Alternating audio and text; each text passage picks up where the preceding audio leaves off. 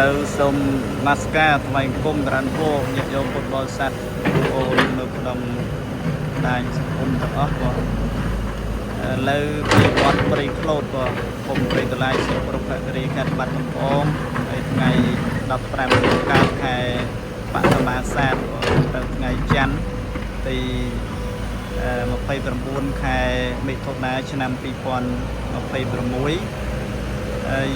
ថ្ងៃនេះវត្តព្រៃក្លូតមានការសម្រួលដីសម្រួលដីទីធ្លាយើងត្រូវចាក់ដីបន្ថែមហើយនឹងសម្រួលដីនៅកន្លែងណាខ្ពស់យកទៅដាក់កន្លែងទៀតឥឡូវឲ្យអេសកាកាយយកដីរាប់ខឿនព្រះវិហារហើយនឹងខាងកើតព្រះវិហារហើយយើងយកដីដែលខ្ពស់នោះយកទៅចាក់កន្លែងទៀតដីទៀតនោះនៅច្រើនហើយកន្លែងខ្ពស់នេះសម្រួលដីឲ្យទីធ្លាហ្នឹងវាឲ្យវាលេចខឿនព្រះវិហារនេះផងឲ្យបានស្អាតអញ្ចឹងការងារត្រូវមានបន្តទៅទៀតហើយចាប់ផ្ដើមធ្វើទៀតហើយបងអញ្ចឹងត្រូវចំណាយថវិកាចំណាយលុយចំណាយកាក់នឹងបន្តទៅទៀតអញ្ចឹងហើយកិច្ចកសាងក្នុងវត្តគឺតែមានការកសាងគឺមានការខ្វះខាតដែរការខ្វះខាតជាមានតែពុទ្ធបរិស័ទញាតិញោមហើយបងប្អូនដែលចូលរួមដែលមានសទ្ធាជ្រះថ្លាចូលរួមដើម្បីបានជាប្រយោជន៍រួមក្នុងវត្តឥឡូវចាប់ផ្ដើមកាយហើយបងដោយសារដីនេះយើងចាក់ម្ដងមកក៏វាត្រូវកាយកាលធ្វើគ្រឿនហើយធ្វើគ្រឿនហ្នឹងក៏កាយទៅវាខ្ពស់ហើយដីហ្នឹងវាខ្ពស់ជាងគ្រឿនអញ្ចឹងឥឡូវយកដីខ្ពស់ហ្នឹងទៅចាក់នៅខាងកន្លែងទៀតនៅខាងត្បូងតុងផ្លូវបេតុងយើងកើតព្រះវិហារយើងត្រូវកាយបកមកបន្ទាប់មក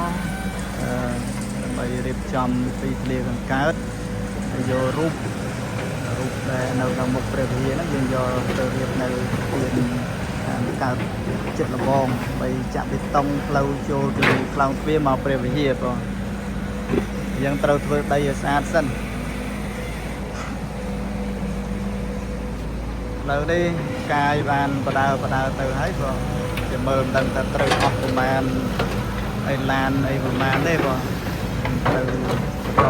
ទៅទៀតគ្រាន់តែប្រាំពោជូនញាតិញោមបងប្អូនក្នុងបណ្ដាញសង្គមដូចជាពិសេសគឺពុទ្ធបរិស័ទក្នុងជើងវត្តហើយព្រៃក្លូត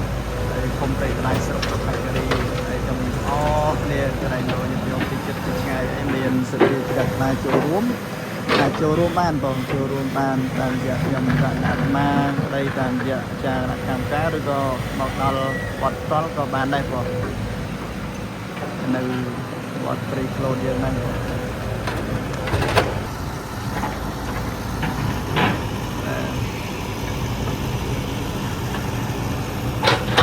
ហើយកាយយើងកាយចេះរៀងយូរបន្តិចដែរតម្រាំបានមួយឡានក៏ត្រូវ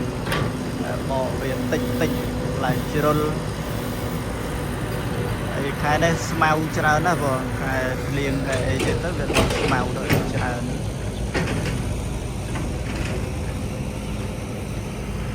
ឥឡូវយកទៅចាក់នៅខាងនោះបងទីធ្លាយើងដែលត្រូវកាយហ្នឹងគឺកាយបែកខាងនេះទាំងអស់បងបែកខាងនេះត្រូវកាយ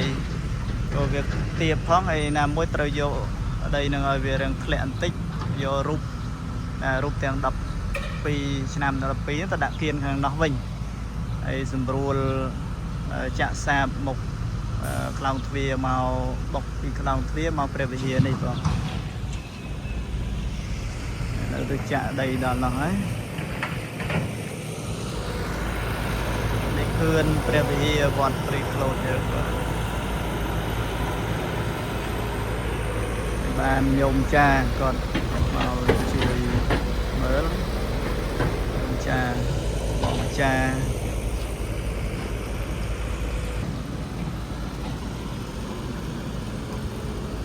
ហើយឥឡូវនេះយើងបានកាយបដើហើយក៏កាយបដើចាក់បានកាយចាក់បដើហើយទៅផតហើយញោមមើលតិចទៅ